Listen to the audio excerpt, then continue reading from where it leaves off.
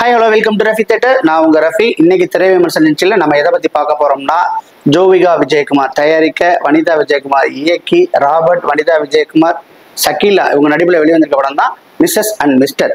இந்த படத்தோட கதையை பத்தி பாக்குறோம்னா, ஒரு இளம் வயதுல பாத்தீங்கன்னா வனிதாவும் ராபர்ட்டும் கல்யாணம் பண்ணிக்கிறாங்க. கல்யாணம் பண்ணும்போது பாத்தீங்கன்னா ராபர்ட் வந்து குழந்தை வேணுங்கிறாரு, வனிதா வந்து இளமை அழகு போயிடும் அதனால குழந்தை வேணாங்கிறாங்க. ஸோ இந்த மாதிரியே போயிட்டு இருக்குது. இவர் குழந்தைக்கு என்னென்னமோ ட்ரை பண்றாரு. அவங்க வந்து கருத்தரிக்காம இருக்கிறதுக்கு மாத்திரை போடுறாங்க. அந்த மாத்திரை என்ன செய்யறாரு, விட்டமின் டேப்லெட் எல்லாம் உள்ள வச்சு என்னென்னமோ பண்ணி பாக்குறாரு. குழந்தை வந்து உருவாகாம அவங்க தடுத்துடுறாங்க. ஒரு காலகட்டம் போகும்போது பார்த்தீங்கன்னா 41 வயசாயிருது. வனிதாவுக்கு வந்து குழந்தை மேல ஆசை வந்துருது. அந்த டைம்ல பாத்தீங்கன்னா நம்ம ராபர்ட் வந்து குழந்தை வேணாங்கிறாரு. ஸோ ரெண்டு பேருக்கு எனக்கு குழந்தை வேணுங்கிறாங்க. இப்போ இவங்களுக்கு குழந்தை பிறந்துச்சா இல்லையா, யார் நினைச்சது சக்சஸ் ஆச்சு, உங்க லைஃப் எந்த மாதிரி போச்சு, இதை சொல்ற படம் தான் மிஸ்ஸஸ் அண்ட் மிஸ்டர். இந்த படத்தோட கதையை பத்தி பார்க்கும்போதே தெரிஞ்சிச்சு, இதுக்கு வந்து ஒரு சுமாரான கதை தான். இதுக்கு சரியா ஸ்கிரீன் பிளே அமைச்சு கொண்டு போனாங்களான்னா கண்டிப்பா இல்லை. ஆனா வந்து பாத்தீங்கன்னா வனிதா விஜயகுமார் வந்து அவங்க ரோலை வந்து கரெக்டா பண்ணியிருக்காங்க. டைரக்ஷன் கூட நல்லா பண்ணியிருந்தாங்க. அந்த அவங்க எழுதின ஸ்கிரிப்ட் ரைட்டிங் இருக்கு இல்லையா, ஸோ அதை வந்து சரியா எழுதலன்னு நினைக்கிறேன். ஏதோ அவசரமா அடிச்சு நம்ம ட்ரெண்டிங்ல இருக்கும் இந்த டைம்ல அடிச்சு வெளியிட்டு தூக்கிடணும் அப்படிங்கிற மாதிரி ஒரு ஃபோக்கஸ் பண்ணிட்டு அதுக்கேற்ற மாதிரி வந்து ஸ்கிரிப்ட் ரைட்டிங் பண்ண மாதிரி தான் இருக்குது. படத்தோடைய ஓப்பனிங்லேயே பார்த்தீங்கன்னா நம்மளுக்கு தாய்லாந்து வந்து ஓப்பன் பண்றாங்க. தாய்லாந்துல ஓப்பன் பண்ணா உங்களுக்கு நல்லாவே தெரியும் வெளிநாட்டுல கேமரா வச்சாவே எவ்வளவு பியூட்டியா இருக்குங்க. ஸோ அந்த மாதிரி பார்த்தீங்கன்னா ஸ்க்ரீன்ல பார்த்தீங்கன்னா அப்படி ஒரு பியூட்டி, அருமையா கேமரா பண்ணியிருக்காங்க. எல்லாமே நல்லா பண்ணியிருக்காங்க. டெக்னிக் நல்லாவே இருக்கு. மியூசிக்கை பொறுத்தவரை ஸ்ரீகாந்த் தேவா வந்து ரொம்ப நல்லா பண்ணியிருக்காப்புல. ஆக மொத்தத்தில் வந்து ஃபர்ஸ்ட் ஹாஃப் பார்த்தீங்கன்னா ஒரு நல்ல ஒரு டெக்னிக்கல் ஒர்க் நல்லாவே இருந்துச்சு. எல்லாருமே அழகா காமிச்சாங்க. அப்படி இருந்தும் பார்த்தீங்கன்னா ஸ்கிரீன் பிளேல அவங்க பயங்கரமா போட்டு விட்டாங்கன்னு தான் சொல்ல முடியும். ஒரு சீன் எதுக்குடான்ற மாதிரி ஆயிருக்குது. ராபர்ட் மாஸ்டர்னா அவருக்கு என்ன ஸ்ட்ரென்த்து, டான்ஸ். அப்படி இருந்துமே அவர் டான்ஸ் ஆடலை, சும்மா என்னமோ தினேஷ் மாஸ்டர் ஆடுவார்ல, தினேஷ் மாஸ்டர் கிரேஸ் மூவ்மெண்ட் போடுறாரு. ஸோ அந்த மாதிரி ராபர்ட்டுக்குள்ள ஸ்ட்ரென்த்துக்கு அந்த படத்துக்கு ஆடுனாரான்னு கேட்டா ஆடவே இல்லை. நீங்க வந்து மன்மதன் படம், வல்லவன் படம் எல்லாம் பார்த்தீங்கன்னு வச்சுங்களேன், அப்படி இருக்கும். நான் அந்த டைம்ல பார்க்கும்போதே சலாம் குலாம் சாங்லாம் வந்து பார்த்தீங்கன்னா அவர் டான்ஸ் பேக்ரவுண்டு ஆர்டிஸ்டா வந்து பண்ணுவாப்புல. அப்பயே வந்தீங்கன்னா சூப்பரா பண்ணுவாப்புல. அவரோட ஸ்ட்ரென்த்தே பார்த்தீங்கன்னா சிம்பு சொல்றாப்புல, எத்தனையோ டான்ஸ் மாஸ்டர் இருந்தாலும் எனக்கு பிடிச்ச டான்ஸ் மாஸ்டர் யாருன்னா ராபர்ட் தான் அப்படின்னு. ஏன்னா ராபர்ட் தான் வந்து என்னுடைய டேலண்ட்டுக்கு தீனி போடுவாப்புல. வித்தியாசமான ஸ்டெப்ஸ் நீங்க பாத்திருக்கீங்கன்னா இந்த பாட்டு தெரியும், வேரிஸ் பாட்டினா அதுல லாஸ்ட்ல ஒரு பிட்டு போடுவார் இல்லையா. ஸோ அதெல்லாம் யார் கம்போஸ் பண்ணது கேட்டீங்கன்னா நம்ம ராபர்ட் மாஸ்டர். ஸோ அந்த மாதிரி சிம்புவோட ஆஸ்தான டான்ஸ் மாஸ்டர் சொன்னா அவர் சிம்பு தான். நம்ம ஹீரோஸ்லயே வந்து சூப்பரான டான்சர் யாருன்னா சிம்பு தான். ஏன்னா கடினமான ஸ்டெப்பை கூட சூப்பரா போடுறவர் வந்து சிம்பு. சிம்புக்கே பிடிச்ச மாஸ்டர் டான்ஸ் மாஸ்டர் யாருன்னு கேட்டீங்கன்னா நம்ம ராபர்ட் மாஸ்டர். அப்பேற்பட்ட ராபர்ட் மாஸ்டர் நம்ம என்ன எதிர்பார்க்கிறோம், ஒரு அருமையான சாங்கை போட்டுட்டு சங்கி மங்கி கூட ஒரு நல்லாவே ஆடினாங்க. சங்கை மங்கி அந்த பாட்டை கூட நல்லா ஆடினாங்க. ஆனா அந்த எஃபர்ட்டை கூட இந்த படத்துல போடல. உண்மையிலேயே ராபர்ட்டோடைய என்ன சொல்றது, கிராஃப் வந்து பாத்தீங்கன்னா பயங்கரமா போயிட்டு இருந்துச்சு. வனிதானாலதான் அந்த அப்படியே ஃபுல்லா கிராஃப் டவுன் ஆகி கீழே போயிட்டாப்ல. ஸ்ட்ரெஸ்ஃபுல் லைஃப்ல உள்ள போயிட்டாப்ல. திரும்ப வனிதாவே கூப்பிட்டு ஒரு படத்தை கொடுத்து எழுப்பும் போது பிடிச்சி தூக்கி எந்திரிச்சு மேல வரணும் இல்லையா. ஸோ அதுக்குள்ள உழைப்பு அவர் போட்டாருன்னு கேட்டா கண்டிப்பா போடலைங்க. அந்த மாதிரிதான் இருந்துச்சு. என்னன்னே தெரியல. அவர் வந்து வனிதா படத்துல வந்து செலக்ட் ஆகிறாரு. சரி ஓகே இவ்வளவு பண்ணுனா போதும்னு நினைக்கிறாரா இல்லை என்ன பண்றாரு, படத்தை எப்படி கொண்டு போகணும், அவர் தான் மேஜரான ஹீரோ. ஸோ இந்த ஹீரோ வந்து பார்த்தீங்கன்னா 45 வயசு ஆகுது. ஸோ அவர் எந்த அளவுக்கு கொண்டு போய் சேர்க்கணும் அந்த படத்தை, அதுக்கு என்ன மெனக்கெட்டாரு, அவருக்கு என்னென்ன ஒர்க் அவுட் ஆனார் பார்த்தீங்கன்னா ஒண்ணுமே இல்லைங்க. படத்துல அப்படியே ஃபர்ஸ்ட் ஹாஃப் முடிஞ்சிச்சு. ஏன் இந்த படத்துக்கு வந்தோம் அந்த ரேஞ்சில் நம்மளுக்கு இருந்தா கூட செகண்ட் ஹாஃப் ஓப்பன் ஆச்சு. சரி ஓகே ஏதாவது புதுசாக பண்ணிப்பாங்கன்னா செகண்ட் ஹாஃபும் அதே மாதிரியே கொண்டு போய் ஸ்க்ரீன்லாம் போட்டு தள்ளுறாங்க, டைமை வந்து தள்ளுறாங்க. இது 2 மணி நேரம் 23 நிமிஷம் வேற படத்துல டூரேஷனு. ஸோ படத்தை அப்படியே தள்ளி போறாங்க. கிளைமாக்ஸ் மட்டும் உண்மையிலே சொல்றேன் நல்ல ஒரு கிளைமாக்ஸா வச்சிருக்காங்க.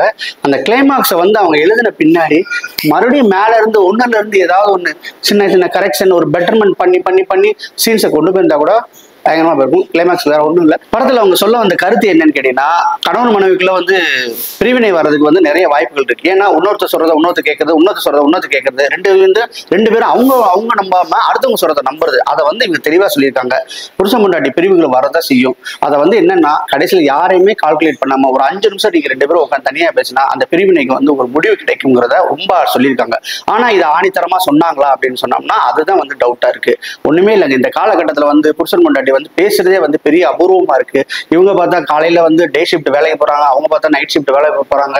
அப்ப பார்த்தீங்கன்னா மிஸ் அண்டர்ஸ்டாண்டிங் உருவாகும் போது பாத்தீங்கன்னா வச்சுக்கலாம் பிரச்சனைகள் அதிகமாகுது. ரெண்டு பேரும் வந்து பேசுறதுடைய டைமிங் இருக்கு இல்லையா, ரொம்ப குறைவா போறதுனால வந்து பாத்தீங்கன்னா அங்கங்க மன அழுத்தம் அதிகமாகி அவங்களுக்குள்ள விரிசல் வந்து ஜாஸ்தி ஆகுது. இதுல யாரை நம்புறது யாரை நம்ப கூடாதுங்கிற ஒரு கன்ஃபியூஷன் வருது, சந்தேகம்லாம் வருது. இந்த காலகட்டத்தில் பார்த்தீங்கன்னா கோயிலில் எவ்வளோ கூட்டம் இருக்கோ அந்த அளவுக்கு கூட்டம் பார்த்தீங்கன்னா நம்ம வந்து என்ன சொல்றது, டிவர்ஸ் கோர்ட்டில் வந்து பார்த்தீங்கன்னா அவ்வளவு கூட்டம் இருக்குங்க. அந்த அளவுக்கு போயிட்டு இருக்கு. இதுக்கெல்லாம் என்ன காரணம்ங்கிறத வந்து ஒரு நல்ல கருத்தெடுத்து தான் பண்ணாங்க. இதை மட்டும் கரெக்டா பண்ணியிருந்தாங்கன்னா படம் எங்கேயோ போக வேண்டியது. அவர் கிளைமாக்ஸ் சொன்ன விஷயத்த வந்து பாத்தீங்கன்னா ஸ்டார்டிங்ல இருந்தே எலாபரேட் பண்ணி அழகா கொண்டு போயிருந்தாங்கன்னா படம் உண்மையிலே இந்த படம் வந்து ஒரு நல்ல படங்க. இந்த நல்ல கருத்தை சொல்ல வந்த படம். அந்த மாதிரி இருக்கும்போது பாத்தீங்கன்னா இவங்க அதெல்லாம் செய்யாம என்ன பண்ணிட்டாங்கன்னா கிளைமாக்ஸை கடைசியில் எழுதுனா கூட நீங்க வந்து மறுபடியும் என்ன செய்யணும், ஆஹா இந்த கிளைமாக்ஸ் நல்லா இருக்கிற மாதிரி தோணுது, நல்லா இருக்குது, அப்ப வந்து நம்ம ஃபர்ஸ்ட் இருந்து இதை கரெக்ட் பண்ணலாம் அந்த மாதிரி போயிடலாம்னு சொல்லிட்டு போகாம இவங்க என்ன பண்ணிட்டாங்கன்னா எல்லாத்தையும் கிளைமாக்ஸ் சொல்லிட்டோம்னா பயங்கரமா சுவிச்சுட்டு வந்துருவானுங்க, பயங்கரமா வந்துருவானுங்க அப்படின்னு சொன்னது வந்து பாத்தீங்கன்னா அவங்களுடைய பெரிய டைரக்ஷன் ஃபால்ட்னு தான் நம்ம சொல்ல முடியும். ஒரு வகையில பாராட்டணும் வனிதாவை. ஏன்னா எல்லாரையுமே கூப்பிட்டு நடிக்க வச்சிருக்காங்க. பிக் பாஸ்ல உள்ளவங்க, அந்த குக் வித் கோமாளில உள்ளவங்க எல்லாத்தையுமே வாங்க வாங்க ஒண்ணுமே என்ன உங்க படத்துல நான் இல்லையா ஒரு சீனா பண்ணிட்டு போங்களேன், வாங்க ஒன்னும் ப்ராப்ளம் வாங்க ப்ரோ, ஒன்னும் ப்ராப்ளம் வாங்கம்மா அப்படின்னு சொல்லிட்டு கூப்பிட்டு நடிக்க வச்சிருக்காங்க.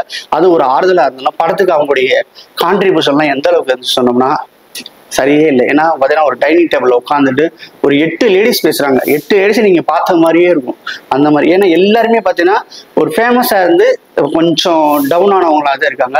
அவங்கள வந்து பேசும்போது அதுவும் பார்த்தீங்கன்னா ரொம்ப டூரேஷன் வந்து ஜாஸ்தியா வச்சதுனால வந்து ரசிக்க முடியாதமா போயிடுச்சு. ஒட்டு மொத்தத்துல வந்து ஒரு படம் வந்து போய் சேர்றது வந்து ரசிக்கும்படியா இருக்கும். அப்பதான் படம் போய் சேர முடியும். அந்த விஷயத்துல வந்து இவங்க கோட்டை விட்டாங்கன்னு தான் சொல்ல முடியும்.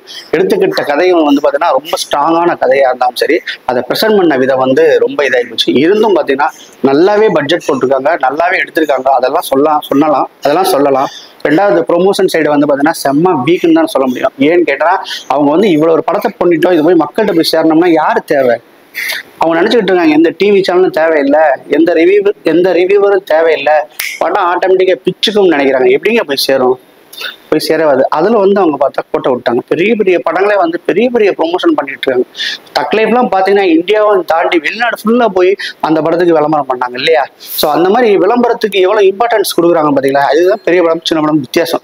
சின்ன படம் நல்ல கதைகள் அம்சம் உள்ள படம் கூட சில படங்கள் பாத்தீங்கன்னா தோக்குது அப்படின்னு காட்டோம்னா சரியான விளம்பர யுக்தியை யூஸ் பண்ணலன்னு சொல்ல முடியும். படத்தை எல்லாருமே எடுத்துடலாங்க, அதை சரியான போய் ப்ரெசென்ட் பண்ணிட்டு சரியா வந்து பிசினஸ் பண்ணிட்டு கொண்டு போய் சேர்க்கிற பொறுப்பு வந்து பாத்தீங்களா அது டைரக்டர்கிட்டே இருக்கு, ஈவன் ப்ரொடியூசர்கிட்டே இருக்கு. இப்போ பார்த்தீங்கன்னா ப்ரொடியூசரும் பார்த்தீங்கன்னா வனிதாவே, டைரக்டரும் பார்த்தா வனிதாவே. அப்போ அவங்க எந்த அளவுக்கு மெனக்கெட்டுருக்கணும். ஒரு அருமையாக வந்து ஒரு டீமை கூப்பிட்டு நிறைய விஷயங்களை வந்து ஒரு பாசிட்டிவான விஷயங்களை விதைச்சு இந்த படம் இதை பற்றி பேசுது, எல்லாத்துக்கும் கொண்டு போய் சேருங்க அப்படின்னு சொல்லணும். கதையை சொல்லிட்டா பிரச்சனை இல்லைங்க, கதை சொன்னா என்னங்க, ஒரு நல்ல மெசேஜ் வெளியில போனா பிரச்சனை இல்லையே. ஸோ அந்த விளம்பர யுக்தியை வந்து ரொம்ப போட்டு விட்டாங்க தான் சொல்லணும்.